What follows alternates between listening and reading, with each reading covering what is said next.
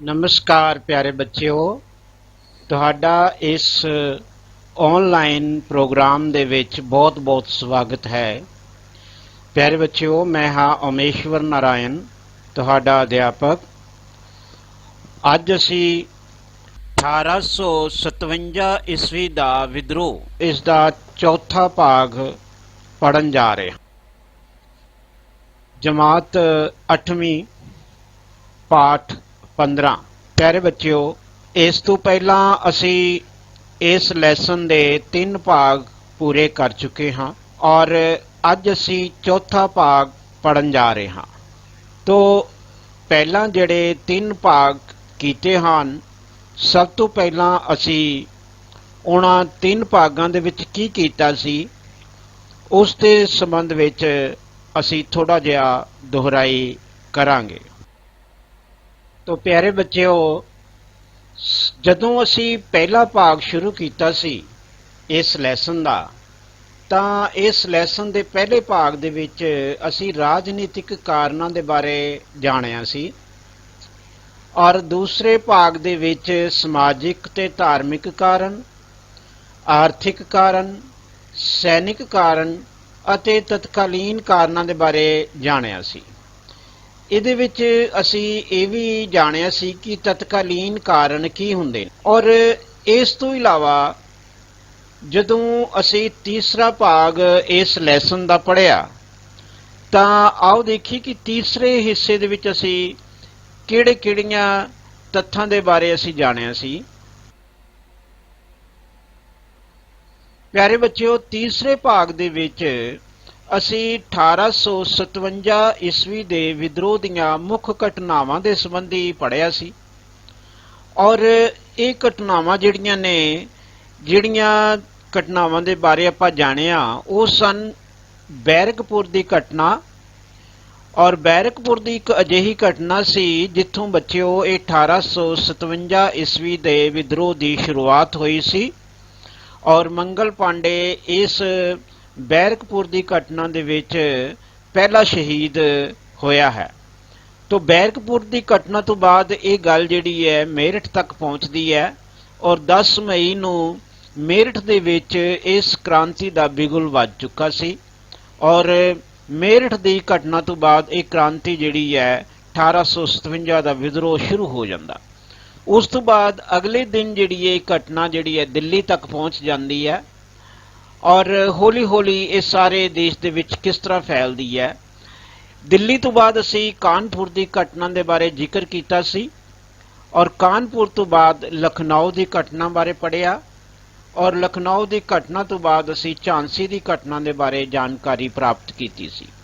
ਤੋ ਬੱਚਿਓ, ਝਾਂਸੀ ਦੀ ਘਟਨਾ ਤੋਂ ਬਾਅਦ ਅੱਗੇ ਹੋਰ ਕਿਹੜੀਆਂ ਘਟਨਾਵਾਂ ਹੋਈਆਂ ਨੇ ਉਹਦੇ ਬਾਰੇ ਅੱਜ ਅਸੀਂ ਸ਼ੁਰੂਆਤ ਕਰਾਂਗੇ। ਉਸੇ ਤਰ੍ਹਾਂ ਲੜੀਵਾਰ ਘਟਨਾਵਾਂ ਦਾ ਜ਼ਿਕਰ ਜਿਹੜਾ ਹੈ ਇਹਦੇ ਵਿੱਚ ਕਰਾਂਗੇ। ਤੋ ਸਭ ਤੋਂ ਪਹਿਲੀ ਜਿਹੜੀ ਘਟਨਾ ਹੈ ਉਹ ਅਸੀਂ ਪੜਾਂਗੇ ਪੰਜਾਬ ਦੇ ਵਿੱਚ ਹੋਣ ਵਾਲੀਆਂ ਜਿਹੜੀਆਂ ਘਟਨਾਵਾਂ ਨੇ ਉਹਨਾਂ ਬਾਰੇ ਜਾਣਕਾਰੀ ਪ੍ਰਾਪਤ ਕਰਾਂਗੇ। ਉਸ ਤੋਂ ਬਾਅਦ ਸੈਨਿਕਾਂ ਦੀ ਬਗਾਵਤ, ਪੰਜਾਬ ਦੇ ਵਿੱਚ ਜਿਹੜੇ ਥਾਵਾਂ ਤੇ ਜਾਂ ਪੰਜਾਬ ਤੋਂ ਬਾਹਰ ਜਿਹੜੀਆਂ ਸੈਨਿਕ ਬਗਾਵਤ ਹੋਈਆਂ ਸਨ ਉਹਨਾਂ ਦੇ ਬਾਰੇ ਜਾਣਕਾਰੀ ਪ੍ਰਾਪਤ ਕਰਾਂਗੇ ਔਰ ਸੈਨਿਕਾਂ ਤੋਂ ਇਲਾਵਾ ਲੋਕਾਂ ਦੀਆਂ ਵੀ ਬਗਾਵਤਾਂ ਹੋਈਆਂ। ਲੋਕਾਂ ਨੇ ਵੀ ਕਈ ਥਾਵਾਂ ਤੇ ਇਸ ਵਿਦਰੋਹ ਦੇ ਵਿੱਚ ਹਿੱਸਾ ਲਿਆ ਸੀਗਾ, ਉਹਦੇ ਬਾਰੇ ਆਪਾਂ ਜਾਣਕਾਰੀ ਹਾਸਿਲ ਕਰਾਂਗੇ। ਇਸ ਤੋਂ ਬਾਅਦ ਰਾਵੀ ਦੇ ਕਿਨਾਰੇ ਸਰਦਾਰ ਅਹਿਮਦ ਖਾਂ ਖਰਲ ਦੀ ਜਿਹੜੀ ਬਗਾਵਤ ਹੈ ਇਸ ਦੇ ਬਾਰੇ ਵੀ ਅਸੀਂ ਬੱਚਿਓ ਜਾਣਕਾਰੀ ਪ੍ਰਾਪਤ ਕਰਾਂਗੇ ਔਰ ਅਖੀਰ ਦੇ ਵਿੱਚ ਅਸੀਂ ਜਾਣਾਂਗੇ ਕਿ ਪੰਜਾਬ ਦੇ ਵਿੱਚ ਜੋ ਵਿਦਰੋਹ ਹੋਇਆ ਇਸ ਦੀ ਅਸਫਲਤਾ ਦੇ ਕੀ ਕਾਰਨ ਰਹੇ ਸਨ ਔਰ ਅੰਤ ਦੇ ਵਿੱਚ ਅਸੀਂ ਦੇਖਾਂਗੇ ਪ੍ਰਾਦੇਸ਼ਿਕ ਫੋਕਸ ਅਵਧ। ਤੋਂ ਅਸੀਂ ਝਾਂਸੀ ਦੀ ਰਾਣੀ ਤੋਂ ਬਾਅਦ ਪੰਜਾਬ ਦੇ ਵਿੱਚ ਜਿਹੜੀਆਂ ਘਟਨਾਵਾਂ ਹੋਈਆਂ ਨੇ ਉਹਨਾਂ ਦੇ ਬਾਰੇ ਅਸੀਂ ਸ਼ੁਰੂਆਤ ਕਰਦੇ ਹਾਂ। ਪਿਆਰੇ ਬੱਚਿਓ, ਇਹ ਜੋ ਸਾਹਮਣੇ ਸਾਨੂੰ ਨਕਸ਼ਾ ਦਿਖਾਈ ਦੇ ਰਿਹਾ ਹੈ ਇਹ ਭਾਰਤ ਦਾ ਨਕਸ਼ਾ ਹੈ। ਇਹ ਜਿਹੜੀ ਥਾਂ ਜਿੱਥੇ ਅਸੀਂ ਗੋਲਾ ਲਗਾਇਆ ਹੈ ਹੁਣ, ਇਹ ਬੱਚਿਓ ਇਹ ਉਹ ਲੋਕੇਸ਼ਨ ਹੈ ਜਿੱਥੇ ਸਾਡਾ ਪੰਜਾਬ ਸਥਿਤ ਹੈ। ਲੇਕਿਨ ਬੱਚਿਓ, ਤੁਹਾਡੀ ਜਾਣਕਾਰੀ ਵਾਸਤੇ ਇਹ ਦੱਸਣਾ ਬਹੁਤ ਜ਼ਰੂਰੀ ਹੈ ਕਿ ਜਦੋਂ ਦੀ ਅਸੀਂ ਗੱਲ ਕਰ ਰਹੇ ਹਾਂ ਇਹ ਇਤਿਹਾਸ ਦੀ ਗੱਲ ਹੈ ਅਤੇ 1947 ਤੋਂ ਪਹਿਲਾਂ ਦੇ ਪੰਜਾਬ ਦੀ ਅਸੀਂ ਗੱਲ ਕਰਾਂਗੇ। ਤੋ ਜਿਹੜਾ ਬੱਚਿਓ ਮੌਜੂਦਾ ਪੰਜਾਬ ਹੈ ਜਿਸ ਦੇ ਵਿੱਚ ਅਸੀਂ ਅੱਜ ਕੱਲ੍ਹ ਰਹਿੰਦੇ ਹਾਂ, ਇਸ ਦਾ ਜਨਮ 1 ਨਵੰਬਰ 1966 ਦੇ ਵਿੱਚ ਹੋਇਆ ਸੀ। ਲੇਕਿਨ ਅਸੀਂ ਇਤਿਹਾਸ ਦੀ ਜਿਹੜੀ ਗੱਲ ਕਰ ਰਹੇ ਹਾਂ ਪੰਜਾਬ ਦੀ, ਉਹ ਇਸ ਤੋਂ ਪਹਿਲਾਂ ਦਾ 1947 ਤੋਂ ਵੀ ਪਹਿਲਾਂ ਦਾ ਪੰਜਾਬ ਹੈ। ਔਰ ਉਸ ਪੰਜਾਬ ਦੇ ਵਿੱਚ ਅਸੀਂ ਸਾਹਮਣੇ ਨਕਸ਼ੇ ਦੇ ਵਿੱਚ ਦੇਖਦੇ ਹਾਂ ਕਿ ਇਹ ਜੋ ਸਾਨੂੰ ਹਰੇ ਰੰਗ ਦਾ ਨਜ਼ਰ ਆ ਰਿਹਾ ਹੈ ਬੱਚਿਓ, ਇਹ ਮੌਜੂਦਾ ਪੰਜਾਬ ਹੈ ਸਾਡਾ। ਤੋ ਇਹ ਜਿੰਨਾ ਵੀ ਅਸੀਂ ਵਿਸ਼ਾਲ ਰੂਪ ਦੇ ਵਿੱਚ ਬੱਚਿਓ ਦੇਖ ਰਹੇ ਹਾਂ, ਇਹ ਸਾਰਾ ਪੰਜਾਬ ਸੀ ਜਿਹੜਾ ਕਿ ਉਸ ਸਮੇਂ 1947 ਤੋਂ ਪਹਿਲਾਂ ਬਹੁਤ ਵੱਡਾ ਹੁੰਦਾ ਸੀ। ਪੰਜਾਬ ਦੇ ਉਸ ਸਮੇਂ ਦੇ ਵਿੱਚ ਜਿਹੜੀਆਂ ਘਟਨਾਵਾਂ ਹੋਈਆਂ ਨੇ ਉਹਨਾਂ ਦੇ ਬਾਰੇ ਜਾਣਕਾਰੀ ਦੇਖੀਏ। ਤੋ ਬੱਚਿਓ, ਪੰਜਾਬ ਦੇ ਵਿੱਚ ਭਾਵੇਂ ਪੰਜਾਬ ਦੀਆਂ ਰਿਆਸਤਾਂ ਨੇ, ਜਿਹੜੀਆਂ ਇੱਥੋਂ ਦੇ ਛੋਟੀਆਂ ਬੱਚਿਓ ਰਿਆਸਤਾਂ ਸੀ, ਤਾਂ ਇਹਨਾਂ ਰਿਆਸਤਾਂ ਨੇ ਇਸ ਵਿਦਰੋਹ ਦੇ ਵਿੱਚ ਅੰਗਰੇਜ਼ਾਂ ਦੀ ਬੱਚਿਓ ਸਹਾਇਤਾ ਉਸ ਸਮੇਂ ਕੀਤੀ ਸੀ। ਪਰ ਪੰਜਾਬ ਦੇ ਵਿੱਚ ਇਸ ਦੇ ਬਾਵਜੂਦ ਵੀ ਅਨੇਕਾਂ ਸਥਾਨਾਂ ਤੇ ਅੰਗਰੇਜ਼ਾਂ ਦੇ ਵਿਰੁੱਧ ਜਿਹੜਾ ਹੈ ਵਿਰੋਧ ਹੋਇਆ ਸੀ। ਔਰ ਹੁਣ ਉਹ ਕਿਹੜੇ ਸਥਾਨ ਹਨ ਅਸੀਂ ਦੇਖੀਏ। ਇਹਨਾਂ ਦੇ ਵਿੱਚੋਂ ਆਪਾਂ ਦੇਖ ਰਹੇ ਹਾਂ ਫਿਰੋਜ਼ਪੁਰ, पेशावर और होती मरदान। बच्चों, फिरोजपुर जो है साडे मौजूदा पंजाब दे विच है, और इस तो बाद जलंधर भी साडे पंजाब दे विच है। पेशावर और होती मरदान इस समय पाकिस्तान दे विच ये दोनों स्थान हैगे ने। तो इन्हां स्थानां दे उत्ते भारतीय सैनिकां ने अंग्रेज़ां दे विरुद्ध जिहड़ा है विद्रोह कीता सी पंजाब दे विच। अंग्रेज़ां ने इस विद्रोह नूं बच्चों बड़ी ਜਿਹੜਾ ਹੈ ਸਖਤੀ ਦੇ ਨਾਲ ਦਬਾ ਦਿੱਤਾ ਤੇ ਕਾਫੀ ਗਿਣਤੀ ਦੇ ਵਿੱਚ ਭਾਰਤੀ ਸੈਨਿਕਾਂ ਨੂੰ ਉਹਨਾਂ ਨੇ ਮਾਰ ਦਿੱਤਾ ਸੀ। ਤੋ ਹੁਣ ਇਸ ਸਮੇਂ ਦਾ ਜਿਹੜਾ ਬੱਚਿਓ ਹਰਿਆਣਾ ਹੈ, ਉਸ ਦੇ ਵਿੱਚ ਕੁਝ ਸਥਾਨ ਨੇ ਜਿਵੇਂ ਰਿਵਾੜੀ ਹੈ, ਭਵਾਨੀ ਹੈ, ਬੱਲਭਗੜ੍ਹ ਹੈ ਔਰ ਹਾਂਸੀ। ਇਹਨਾਂ ਸਥਾਨਾਂ ਦੇ ਜਿਹੜੇ ਸਥਾਨਕ ਨੇਤਾ ਨੇ 1857 ਈਸਵੀ ਦੇ ਵਿਦਰੋਹ ਦੇ ਵਿੱਚ ਅੰਗਰੇਜ਼ਾਂ ਨੂੰ ਕੜੀ ਟੱਕਰ ਦਿੱਤੀ ਸੀ। ਤੋ ਅਸੀਂ ਇਹ ਨਹੀਂ ਕਹਿ ਸਕਦੇ ਕਿ ਪੰਜਾਬ ਦੇ ਵਿੱਚ ਵਿਦਰੋਹ ਨਹੀਂ ਹੋਇਆ। ਪੰਜਾਬ ਦੇ ਵਿੱਚ ਵੀ ਬਹੁਤ ਸਾਰੇ ਸਥਾਨਾਂ ਤੇ ਸੈਨਿਕ ਬਗਾਵਤਾਂ ਹੋਈਆਂ ਔਰ ਲੋਕਾਂ ਨੇ ਵੀ ਇਹ ਥਾਂ ਤੇ ਜਿਹੜਾ ਵਿਦਰੋਹ ਕੀਤਾ ਸੀ। ਬੱਚਿਓ, ਜਿਵੇਂ ਅਸੀਂ ਸਾਹਮਣੇ ਦੇਖ ਰਹੇ ਹਾਂ ਕਿ 1857 ਦੇ ਵਿਦਰੋਹ ਵਿੱਚ ਪੰਜਾਬੀਆਂ ਦਾ ਯੋਗਦਾਨ, ਤਾਂ ਇਸ ਯੋਗਦਾਨ ਦੇ ਹੇਠਾਂ ਅਸੀਂ ਤਿੰਨ ਜੋ ਮਾਈਂਡ ਮੈਪ ਦੀ ਤਰ੍ਹਾਂ ਦੇਖ ਰਹੇ ਹਾਂ ਪੁਆਇੰਟਸ। ਉਹਨਾਂ ਦੇ ਵਿੱਚੋਂ ਪਹਿਲਾ ਹੈ ਸੈਨਿਕਾਂ ਦੀ ਬਗਾਵਤ, ਫਿਰ ਹੈ ਲੋਕਾਂ ਦੀ ਬਗਾਵਤ ਔਰ ਫਿਰ ਹੈ ਸਰਦਾਰ ਅਹਿਮਦ ਖਾਂ ਖਰਲ ਦੀ ਬਗਾਵਤ। ਤਾਂ ਸਭ ਤੋਂ ਪਹਿਲਾਂ ਅਸੀਂ ਸੈਨਿਕਾਂ ਦੀ ਬਗਾਵਤ ਦੇ ਬਾਰੇ ਗੱਲ ਕਰਾਂਗੇ। ਤੋ ਬੱਚਿਓ, 1857 ਈਸਵੀ ਦਾ ਜਿਹੜਾ ਵਿਦਰੋਹ ਹੈ ਅਸੀਂ ਜਾਣਦੇ ਹਾਂ ਕਿ 10 ਮਈ 1857 ਈਸਵੀ ਨੂੰ ਮੇਰਠ ਤੋਂ ਸ਼ੁਰੂ ਹੋਇਆ ਸੀ। ਅਸਲ ਵਿੱਚ ਇਹਦੀ ਚੰਗਿਆਰੀ ਕਿੱਥੋਂ ਸ਼ੁਰੂ ਹੋਈ ਸੀ? ਬੈਰਕਪੁਰ ਤੋਂ, ਜਦੋਂ ਕਿ ਮੰਗਲ ਪਾਂਡੇ ਪਹਿਲਾ ਸ਼ਹੀਦ ਅਸੀਂ ਉਹਦੇ ਵਿੱਚ ਕਹਿੰਦੇ ਹਾਂ ਉਸ ਘਟਨਾ ਦੇ ਵਿੱਚ। ਲੇਕਿਨ ਇਸ ਵਿਦਰੋਹ ਦੀ ਅਸਲ ਜਿਹੜੀ ਸ਼ੁਰੂਆਤ ਬਾਅਦ ਵਿੱਚ ਜਿਹੜੀ ਹੈ ਕਿ ਅੱਗ ਪਕੜੀ, ਉਹ 10 ਮਈ 1857 ਈਸਵੀ ਨੂੰ ਮੇਰਠ ਤੋਂ ਇਹਦੀ ਸ਼ੁਰੂਆਤ ਹੋ ਗਈ। ਔਰ ਜਦੋਂ ਇਹ ਸ਼ੁਰੂਆਤ ਹੋਈ 10 ਮਈ ਨੂੰ, ਤਾਂ 11 ਮਈ ਨੂੰ ਅਸੀਂ ਜਾਣਦੇ ਹਾਂ ਕਿ ਇਹ ਸਾਰੇ ਕ੍ਰਾਂਤੀਕਾਰੀ ਜਿਹੜੇ ਨੇ ਉਹ ਦਿੱਲੀ ਤੱਕ ਪਹੁੰਚ ਗਏ ਸੀ। ਔਰ ਜਦੋਂ 11 ਤਰੀਕ ਨੂੰ ਦਿੱਲੀ ਤੱਕ ਪਹੁੰਚ ਜਾਂਦੇ ਨੇ ਤਾਂ ਬੱਚਿਓ ਤੀਸਰਾ ਦਿਨ ਜਿਹੜਾ 12 ਮਈ ਦਾ ਹੈ, ਉਨੀ ਦੇਰ ਤੱਕ ਯਾਨੀ ਕਿ 12 ਮਈ 1857 ਨੂੰ ਇਸ ਵਿਦਰੋਹ ਦੀ ਜਿਹੜੀ ਖਬਰ ਹੈ ਉਹ ਸਾਡੇ ਪੰਜਾਬ ਦੇ ਵਿੱਚ ਵੀ ਪਹੁੰਚ ਜਾਂਦੀ ਹੈ। ਤਾਂ ਲਾਹੌਰ ਜਿਹੜਾ ਹੈ ਉਸ ਸਮੇਂ ਬੱਚਿਓ ਪੰਜਾਬ ਦੀ ਰਾਜਧਾਨੀ ਸੀ। ਤਾਂ ਬੱਚਿਓ, ਇਹ ਤੁਹਾਨੂੰ ਯਾਦ ਰੱਖਣਾ ਚਾਹੀਦਾ ਹੈ ਕਿ ਜਿਵੇਂ ਅੱਜ ਕੱਲ੍ਹ ਸਾਡੇ ਪੰਜਾਬ ਦੀ ਰਾਜਧਾਨੀ ਕਿਹੜੀ ਹੈ? ਚੰਡੀਗੜ੍ਹ। ਲੇਕਿਨ ਅਸੀਂ ਕਿਉਂਕਿ 1947 ਤੋਂ ਪਹਿਲਾਂ ਦੀ ਗੱਲ ਕਰ ਰਹੇ ਹਾਂ, ਇਤਿਹਾਸ ਦੀ ਗੱਲ ਕਰ ਰਹੇ ਹਾਂ, ਤਾਂ ਸਾਨੂੰ ਇਹ ਵੀ ਜਾਣਕਾਰੀ ਹੋਣੀ ਬਹੁਤ ਜ਼ਰੂਰੀ ਹੈ ਕਿ 1947 ਤੋਂ ਪਹਿਲਾਂ ਸਾਡੇ ਪੰਜਾਬ ਦੀ ਰਾਜਧਾਨੀ ਕਿਹੜੀ ਸੀ। ਤਾਂ ਬੱਚਿਓ, ਉਸ ਸਮੇਂ ਸਾਡੇ ਪੰਜਾਬ ਦੀ ਰਾਜਧਾਨੀ ਲਾਹੌਰ ਸੀ। ਤਾਂ 12 ਮਈ 1857 ਈਸਵੀ ਨੂੰ ਇਸ ਵਿਦਰੋਹ ਦੀ ਖਬਰ ਜਿਹੜੀ ਹੈ ਉਹ ਲਾਹੌਰ ਪਹੁੰਚਦੀ ਹੈ ਤਾਂ ਉਸ ਸਮੇਂ ਬੱਚਿਓ ਦੇਖੋ ਕਿ ਪੰਜਾਬ ਦੇ ਵਿੱਚ ਬਗਾਵਤ ਦੇ ਡਰ ਤੋਂ ਅੰਗਰੇਜ਼ਾਂ ਨੇ ਕੀ ਕੀਤਾ ਕਿ ਇਸ ਬਗਾਵਤ ਦੇ ਡਰ ਤੋਂ ਲਾਹੌਰ ਦੇ ਵਿੱਚ ਜਿਹੜੀ ਮੀਆਂ ਮੀਰ ਛਾਉਣੀ ਹੈ, ਇਸ ਤੋਂ ਇਲਾਵਾ ਪਾਕਿਸਤਾਨ ਦੇ ਵਿੱਚ ਜਿਹੜਾ ਪੇਸ਼ਾਵਰ ਹੈ ਔਰ ਰਾਵਲਪਿੰਡੀ ਹੈ, ਇਹ ਤਿੰਨੋਂ ਜਿਹੜੀਆਂ ਜਗ੍ਹਾ ਵਿੱਚ ਉਹ ਪਾਕਿਸਤਾਨ ਦੇ ਵਿੱਚ ਨੇ ਇਸ ਸਮੇਂ। ਔਰ ਇਸ ਤੋਂ ਇਲਾਵਾ ਸਾਡੇ ਪੰਜਾਬ ਦਾ ਨਵਾਂ ਸ਼ਹਿਰ ਔਰ ਅੰਮ੍ਰਿਤਸਰ ਔਰ ਹੁਸ਼ਿਆਰਪੁਰ ਔਰ ਹਰਿਆਣਾ ਦੇ ਵਿੱਚ ਅੰਬਾਲਾ ਔਰ ਇਸੇ ਤਰ੍ਹਾਂ ਪਾਕਿਸਤਾਨ ਦੇ ਵਿੱਚ ਇੱਕ ਹੋਰ ਜਗ੍ਹਾ ਹੈ ਡੇਰਾ ਜਾਟ। ਤੋ ਇਹ ਸਾਰੇ ਸਥਾਨ ਜਿਹੜੇ ਨੇ ਬੱਚਿਓ, ਇਹਨਾਂ ਸਾਰੇ ਸਥਾਨਾਂ ਦੇ ਉੱਤੇ ਪੰਜਾਬੀਆਂ ਨੇ ਅਤੇ ਭਾਰਤੀ ਸੈਨਿਕਾਂ ਨੇ ਇਹਨਾਂ ਸਾਰਿਆਂ ਨੂੰ ਅੰਗਰੇਜ਼ਾਂ ਨੇ ਜੋ ਹੈ ਬੇਹਥਿਆਰ ਕਰ ਦਿੱਤਾ ਔਰ ਇਹਨਾਂ ਕੋਲੋਂ ਹਥਿਆਰ ਪਹਿਲਾਂ ਹੀ ਖੋਹ ਲਏ। ਯਾਨੀ ਕਿ ਇਹ ਸਾਰਿਆਂ ਨੂੰ ਹੀ, ਪੰਜਾਬੀਆਂ ਨੂੰ ਵੀ ਔਰ ਭਾਰਤੀ ਸੈਨਿਕਾਂ ਨੂੰ ਵੀ, ਅੰਗਰੇਜ਼ਾਂ ਦੀ ਜਿਹੜੀ ਸੈਨਾ ਦੇ ਵਿੱਚ ਸਨ ਉਹਨਾਂ ਨੂੰ ਬੇਹਥਿਆਰ ਕਰ ਦਿੱਤਾ ਗਿਆ। ਤੋ ਇਹ ਅੰਗਰੇਜ਼ਾਂ ਨੇ ਆਪਣੇ ਵੱਲੋਂ ਬਹੁਤ ਉਸ ਸਮੇਂ ਸਿਆਣਪ ਵਰਤੀ ਸੀ। ਲੇਕਿਨ ਇਸ ਦੇ ਬਾਵਜੂਦ ਵੀ ਜਲੰਧਰ, ਫਿਲੌਰ ਔਰ ਸਿਆਲਕੋਟ ਔਰ ਜੇਹਲਮ ਵਿਖੇ ਸੈਨਿਕਾਂ ਦੀਆਂ ਬਗਾਵਤਾਂ ਬੱਚਿਓ ਹੋਈਆਂ ਨੇ। ਦੇਖੋ ਉਹਨਾਂ ਨੇ ਬੇਸ਼ੱਕ ਬਹੁਤ ਸਾਰੇ ਭਾਰਤੀ ਸੈਨਿਕਾਂ ਨੂੰ ਬੇਹਥਿਆਰ ਕਰ ਦਿੱਤਾ, ਲੇਕਿਨ ਇਸ ਦੇ ਬਾਵਜੂਦ ਵੀ ਕਈ ਸਥਾਨ ਨੇ ਜਿਨ੍ਹਾਂ ਵਿੱਚੋਂ ਅਸੀਂ ਜਲੰਧਰ, ਫਿਲੌਰ ਔਰ ਸਿਆਲਕੋਟ ਤੇ ਜੇਹਲਮ ਦਾ ਜ਼ਿਕਰ ਕੀਤਾ ਹੈ। ਇਹਨਾਂ ਥਾਵਾਂ ਤੇ ਸੈਨਿਕਾਂ ਦੀਆਂ ਜਿਹੜੀਆਂ ਬਗਾਵਤਾਂ ਬੱਚਿਓ ਹੋਈਆਂ। ਇਸ ਤੋਂ ਬਾਅਦ ਬੱਚਿਓ ਅਸੀਂ ਦੇਖਦੇ ਹਾਂ ਲੋਕਾਂ ਦੀ ਬਗਾਵਤ। ਲੁਧਿਆਣਾ ਅਤੇ ਫਿਰੋਜ਼ਪੁਰ ਦੇ ਵਿੱਚ ਕਈ ਥਾਵਾਂ ਤੇ ਇਹਨਾਂ ਲੋਕਾਂ ਨੇ, ਪੰਜਾਬ ਦੇ ਲੋਕਾਂ ਨੇ ਬਗਾਵਤਾਂ ਜਿਹੜੀਆਂ ਨੇ ਬੱਚਿਓ ਕੀਤੀਆਂ ਅੰਗਰੇਜ਼ਾਂ ਦੇ ਖਿਲਾਫ। ਔਰ ਸਰਸਾ, ਮਿੰਟ ਗੁਮਰੀ, ਮੁਲਤਾਨ ਔਰ ਬਹਾਵਲਪੁਰ ਔਰ ਫਾਜ਼ਿਲਕਾ, ਇਹਨਾਂ ਸਾਰੇ ਸਥਾਨਾਂ ਦੇ ਉੱਪਰ ਜਿਹੜੇ ਮੁਸਲਮਾਨ ਲੋਕ ਵੀ ਸਨ ਉਹ ਵੀ ਸਾਰੇ ਅੰਗਰੇਜ਼ਾਂ ਦੇ ਖਿਲਾਫ ਖੜੇ ਹੋ ਗਏ। ਤਾਂ ਇਹਨਾਂ ਸਥਾਨਾਂ ਤੋਂ ਇਲਾਵਾ ਬੱਚਿਓ ਦਿੱਲੀ, ਰੋਹਿਲਖੰਡ, ਰੋਹਤਕ ਔਰ ਰਿਵਾੜੀ, ਇਹਨਾਂ ਇਲਾਕਿਆਂ ਦੇ ਵਿੱਚ ਵੀ ਕਈ ਸਥਾਨਾਂ ਤੇ ਪੰਜਾਬੀ ਲੋਕਾਂ ਨੇ ਅੰਗਰੇਜ਼ਾਂ ਦੇ ਵਿਰੁੱਧ ਆਜ਼ਾਦੀ ਦਾ ਬਿਗੁਲ ਵਜਾ ਦਿੱਤਾ ਸੀ। ਕਰਨਾਲ ਦੇ ਵਿਚਾਲੇ ਵੀ ਕਈ ਜਾਟ ਪਿੰਡ ਹੈਗੇ ਨੇ, ਉਹਨਾਂ ਜਾਟ ਪਿੰਡਾਂ ਦੇ ਲੋਕ ਨੇ ਉਹਨਾਂ ਨੇ ਸਰਕਾਰ ਨੂੰ ਜ਼ਮੀਨ ਦਾ ਲਗਾਨ ਦੇਣ ਤੋਂ ਇਨਕਾਰ ਕਰ ਦਿੱਤਾ ਸੀ। ਤੋ ਅਸੀਂ ਬੱਚਿਓ ਕਹਿ ਸਕਦੇ ਹਾਂ ਕਿ ਅਜਿਹਾ ਨਹੀਂ ਹੈ ਕਿ ਪੰਜਾਬ ਦੇ ਵਿੱਚ ਉਸ ਸਮੇਂ ਕੁਝ ਨਹੀਂ ਹੋਇਆ। ਪੰਜਾਬ ਦੇ ਵਿੱਚ ਤਾਂ ਛਿੱਟ-ਪੁੱਟ ਬਹੁਤ ਸਾਰੇ ਥਾਵਾਂ ਤੇ ਇਹ ਸੈਨਿਕਾਂ ਦੀਆਂ ਵੀ ਔਰ ਪੰਜਾਬੀ ਲੋਕਾਂ ਨੇ ਵੀ ਬਗਾਵਤਾਂ ਜਿਹੜੀਆਂ ਨੇ ਅੰਗਰੇਜ਼ਾਂ ਦੇ ਖਿਲਾਫ ਵਿਦਰੋਹ ਦਾ ਝੰਡਾ ਬੁਲੰਦ ਕੀਤਾ ਸੀ। ਸਰਦਾਰ ਅਹਿਮਦ ਖਾਂ ਖਰਲ ਦੀ ਬਗਾਵਤ।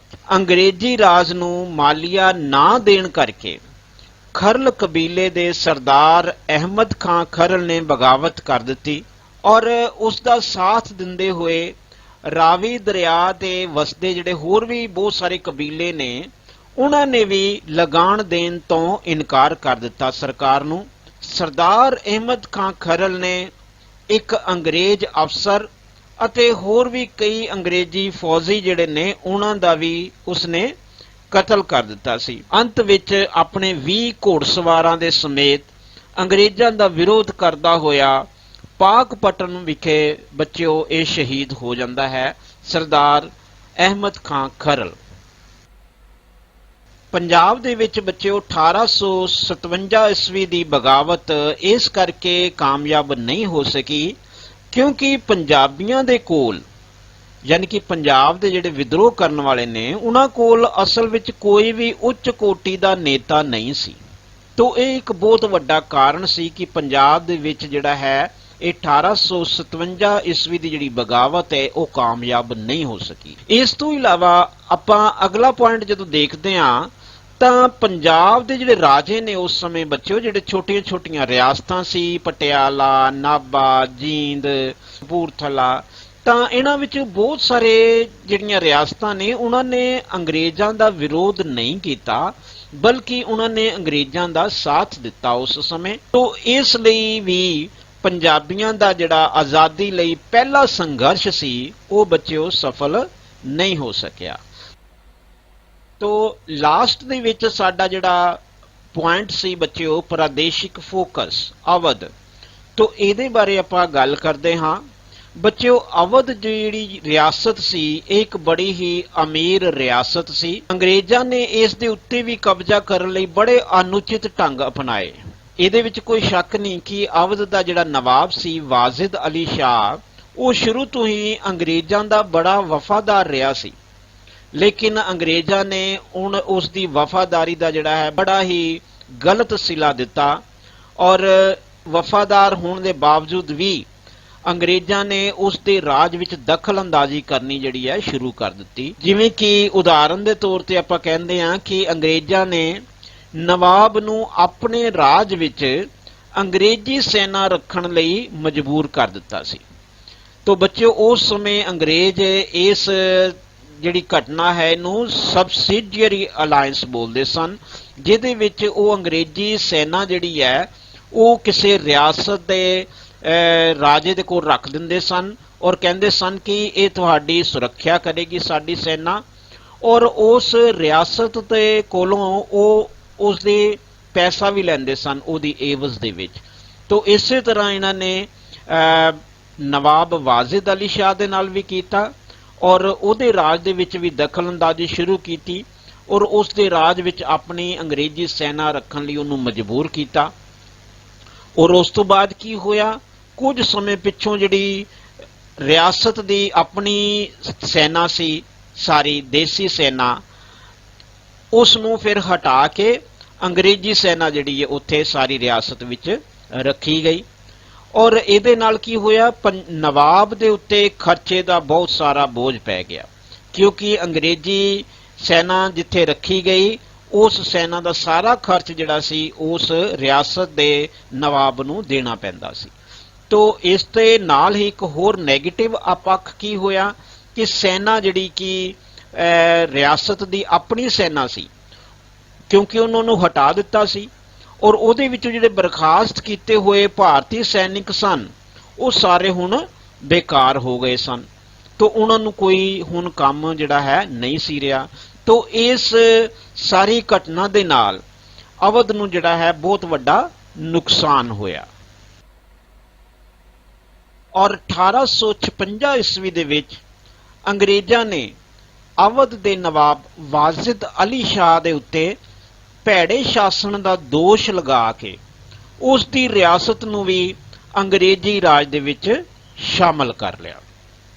ਹੁਣ ਬੱਚਿਓ ਦੇਖੋ ਕਿ ਬੇਸ਼ੱਕ ਉਹਨੇ ਸਾਰੀ ਉਮਰ ਅੰਗਰੇਜ਼ਾਂ ਦੀ ਵਫਾਦਾਰੀ ਕੀਤੀ ਵਾਜਿਦ ਅਲੀ ਸ਼ਾਹ ਨੇ, ਲੇਕਿਨ ਅੰਗਰੇਜ਼ਾਂ ਨੇ ਉਹਦੇ ਨਾਲ ਜਿਹੜੀ ਹੈ ਕੀ ਕਹਿੰਦੇ ਨੇ ਪੰਜਾਬੀ ਦੇ ਵਿੱਚ ਕਿ ਯਾਰ ਮਾਰ ਕੀਤੀ, ਉਹਦੀ ਪਿੱਠ ਦੇ ਵਿੱਚ ਛੁਰਾ ਘੋਪਿਆ ਔਰ ਧੱਕੇ ਦੇ ਨਾਲ ਉਹਦੇ ਉੱਪਰ ਭੈੜਾ ਦੋਸ਼ ਲਗਾ ਕੇ ਕਿ ਤੁਸੀਂ ਸ਼ਾਸਨ ਜਿਹੜਾ ਹੈ ਤੁਹਾਡੇ ਕੋਲ ਸਹੀ ਨਹੀਂ ਚੱਲ ਰਿਹਾ, ਅਜਿਹਾ ਦੋਸ਼ ਲਗਾ ਕੇ ਉਸ ਦੀ ਰਿਆਸਤ ਨੂੰ ਅੰਗਰੇਜ਼ੀ ਰਾਜ ਦੇ ਵਿੱਚ ਸ਼ਾਮਲ ਕਰ ਲਿਆ।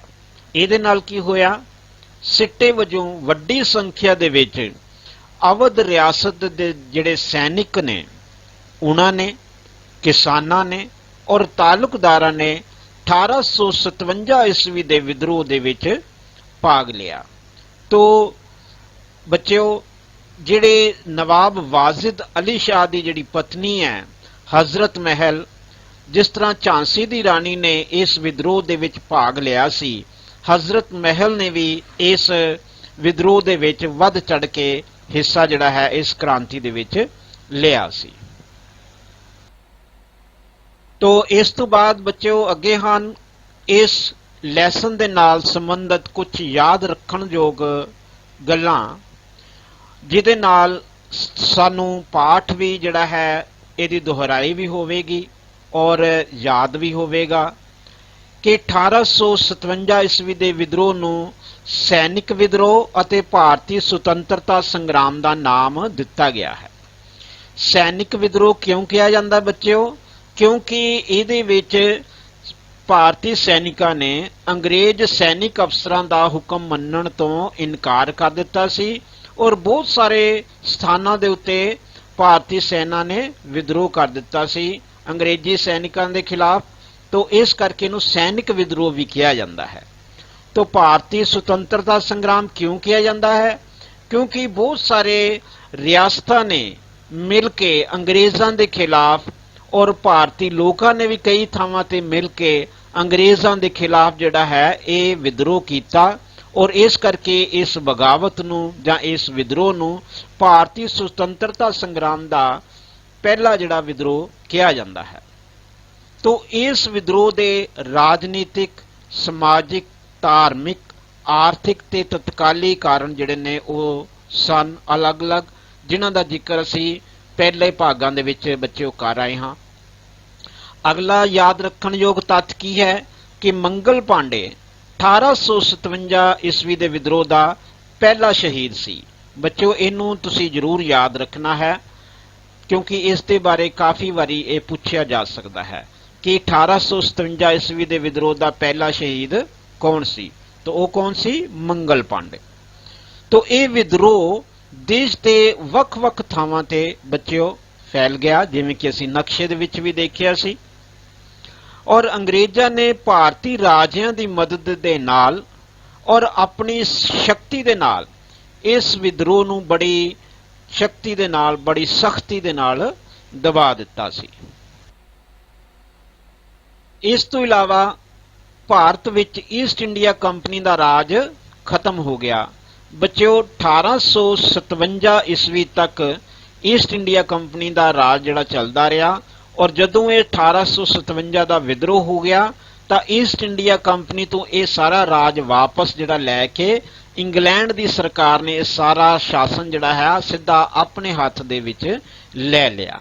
तो इहदे नाल होर की परिवर्तन किया उन्होंने, जिहड़ा ईस्ट इंडिया कंपनी के अधीन गवर्नर जनरल हुंदा सी उस नूं हुण वायसराय की उपाधि दे दिती गई।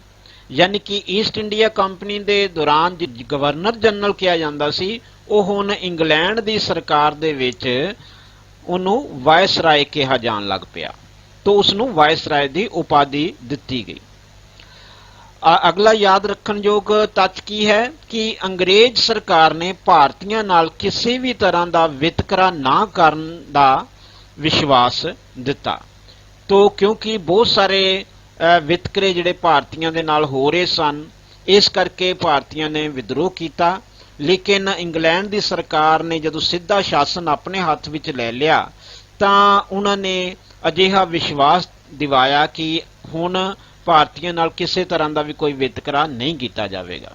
लेकिन असी देखते हाँ कि अजिहा नहीं होया। इत्थों तक कि बाद विच भारतीयों के वपारिक कई तरह दी बंदिशां जिहड़ियां ने लगा दित्तियां गईयां और अंग्रेज़ां ने तो सगों एक नवीं नीति जिन्हों कि पाड़ो ते राज करो दी नीति कहंदे ने उहदे उत्ते अमल करना शुरू कर दिता सी। तो पाड़ो अते राज करो दी नीति की सी? बच्चों जिवें कि तुसीं जाणदे हो कि साडा जिहड़ा देश है ये एक मल्टी कल्चरल देश है।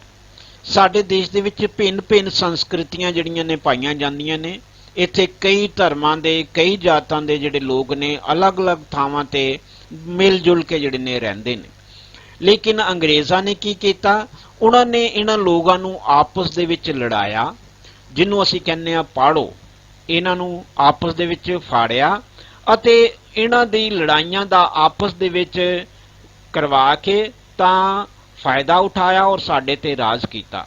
इस नूं कहंदे ने पाड़ो ते राज करो दी नीति। इस दे उत्ते अंग्रेज़ां ने अमल करना जिहड़ा है बच्चों शुरू कर दिता और पाड़ो ते राज करो दी नीति दा ही बच्चों नतीजा सी कि 1947 दे विच भारत दे दो टुकड़े हो जाते हैं और एक साइड पाकिस्तान जिहड़ा है बनता है। तो बच्चों 1857 ईस्वी का यह विद्रोह बेशक सफल नहीं हो सकिया पर देश की आज़ादी के वास्ते ये बड़ा सहायक सिद्ध होया क्योंकि ये विद्रोह जिहड़ा सी ये आने वाले समय के लिए एक युग पलटाओ घटना के तौर पर साबित होया। क्योंकि आने वाले जिन्ने भी सुतंत्रता सेनानी ने बच्चों सारियां ने ही इस बगावत तो जिहड़ी है एक सेध लई और जिन्ने भी साडे आने वाले समाज सुधारक ने और सुतंत्रता सेनानी ने उन्होंने मिल के बाद विच हौली हौली जिहड़ा है देश नूं 1947 दे विच फिर आज़ाद करवाया है। ਹੁਣ ਤੱਕ ਆਸ ਹੈ ਕਿ ਤੁਹਾਨੂੰ ਇਹ ਲੈਸਨ ਜਿਹੜਾ ਹੈ ਯਾਦ ਹੋ ਚੁੱਕਾ ਹੋਵੇਗਾ ਔਰ ਇਹਦੀ ਦੁਹਰਾਈ ਜਿਹੜੀ ਹੈ ਇਹ ਕਰਦੇ ਹੋਏ ਅਸੀਂ ਕੁਝ ਪ੍ਰਸ਼ਨ ਜਿਹੜੇ ਨੇ ਅੱਜ ਦੇਖਦੇ ਹਾਂ। ਸਭ ਤੋਂ ਪਹਿਲਾਂ ਹੈ ਬੱਚਿਓ ਖਾਲਿਸਤਾਨ। ਤਾਂਤੀਆ ਟੋਪੇ ਨੂੰ ਡੈਸ਼ ਈਸਵੀ ਵਿੱਚ ਫਾਂਸੀ ਦੀ ਸਜ਼ਾ ਦੇ ਦਿੱਤੀ ਗਈ। तो बच्चों ਇਹਦਾ सही जवाब की है? ਤਾਂਤੀਆ ਟੋਪੇ ਨੂੰ 1859 ਦੇ ਵਿੱਚ ਫਾਂਸੀ ਦੀ ਸਜ਼ਾ ਦੇ ਦਿੱਤੀ ਗਈ। ਸਹੀ ਉੱਤਰ ਹੈ 1859 ਈਸਵੀ। ਅੰਗਰੇਜ਼ੀ ਰਾਜ ਨੂੰ ਮਾਲੀਆ ਨਾ ਦੇਣ ਕਰਕੇ ਖਰਲ ਕਬੀਲੇ ਦੇ ਸਰਦਾਰ ਡੈਸ਼ ਨੇ ਬਗਾਵਤ ਕੀਤੀ। तो बच्चों ਇੱਥੇ ਕੀ ਆਏਗਾ? सही जवाब की है? ਖਰਲ ਕਬੀਲੇ ਦੇ ਸਰਦਾਰ ਕਿਹੜੇ ਸੀਗੇ? सरदार अहमद खां खरल। तो सही जवाब है सरदार अहमद खां खरल।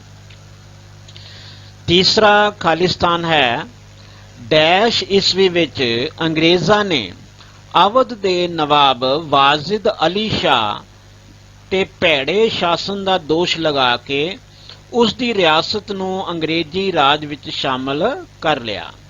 तो बच्चों ये कदों की घटना है? ਇਹਦਾ सही जवाब की है? 1856 ईस्वी ਦੇ ਵਿੱਚ ਅੰਗਰੇਜ਼ਾਂ ਨੇ ਅਜਿਹਾ ਕੀਤਾ ਸੀ। तो ਲਾਸਟ ਖਾਲਿਸਤਾਨ ਹੈ 1857 ਈਸਵੀ ਦੇ ਸੰਘਰਸ਼ ਤੋਂ ਬਾਅਦ ਅੰਗਰੇਜ਼ਾਂ ਨੇ ਪਾੜੋ ਅਤੇ ਡੈਸ਼ ਕਰੋ ਦੀ ਨੀਤੀ ਤੇ ਅਮਲ ਕਰਨਾ ਸ਼ੁਰੂ ਕਰ ਦਿੱਤਾ ਸੀ। तो ਬੱਚਿਓ ਇਹ ਅਸੀਂ ਹੁਣੇ ਪੜਿਆ ਹੈ। ਇਹ ਕਿਹੜੀ ਨੀਤੀ ਸੀ? ਪਾੜੋ ਅਤੇ सही जवाब ਕੀ ਹੈ? राज करो। बिल्कुल सही है, राज करो दी नीति ते अमल करना शुरू कर दिता। अगे है बच्चों सही ते गलत। तो ये आपां टिक मार्क करना है। सब तो पहला है करनाल विचले कई जाट पिंडां ने सरकार नूं जमीन दा लगान देण तो इनकार कर दिता। सही जां गलत? हाँ, तो इसका जवाब है बिल्कुल सही।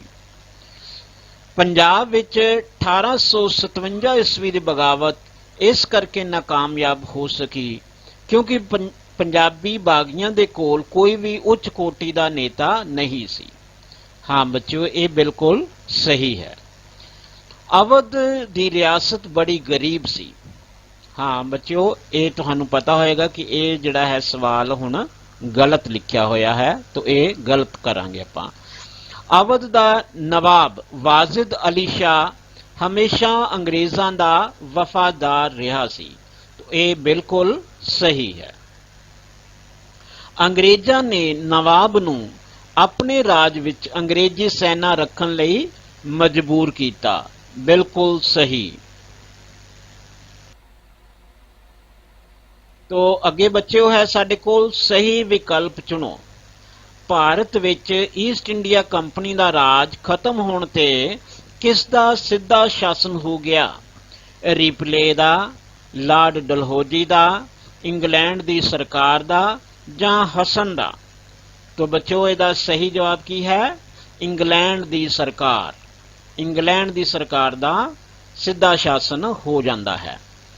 तो अगला और आखिरी सवाल है बच्चों 1857 ईस्वी के संग्राम तो बाद गवर्नर जनरल नूं डैश की उपाधि दिती गई। किहड़ी उपाधि दिती गई? कनाइट दी, वायसराय दी, लॉर्ड दी जां राजा दी? तो बच्चों इसदा सही जवाब की है? वायसराय दी। तो वायसराय जिहड़ा है वो गवर्नर जनरल नूं वायसराय की उपाधि जिहड़ी है दिती गई। तो प्यारे बच्चों आस है कि ये पाठ जो असी अज मुकम्मल किया है ये सारा ही तुसी जिहड़ा है दोहराई दे नाल नाल इसनूं अपनियां कापियां दे उत्ते भी महत्वपूर्ण तत्थां नूं नोट किया होवेगा। और जिन्ने भी तत्थ तुसी देखे ने बच्चों हुण तुसी किताबां नूं जदों खोलोगे तां कापियां दे नाल तुसी महत्वपूर्ण जिहड़े प्रश्न ने और महत्वपूर्ण तत्थ ने उन्हां नूं तुसी नोट करना है। और किताब दे विच जिहड़ियां गतिविधियां आईयां ने उन्हां गतिविधियां नूं तुसी इंप्लीमेंट करन दी कोशिश करनी है। तो प्यारे बच्चों अज दा इन्ना ही। ਅਗਲਾ ਅਸੀਂ ਲੈਸਨ ਲੈ ਕੇ ਫਿਰ ਹਾਜ਼ਰ ਹੋਵਾਂਗੇ। ਤੋ ਤਦ ਤੱਕ ਲਈ ਇਜਾਜ਼ਤ ਦਿਓ। ਧੰਨਵਾਦ।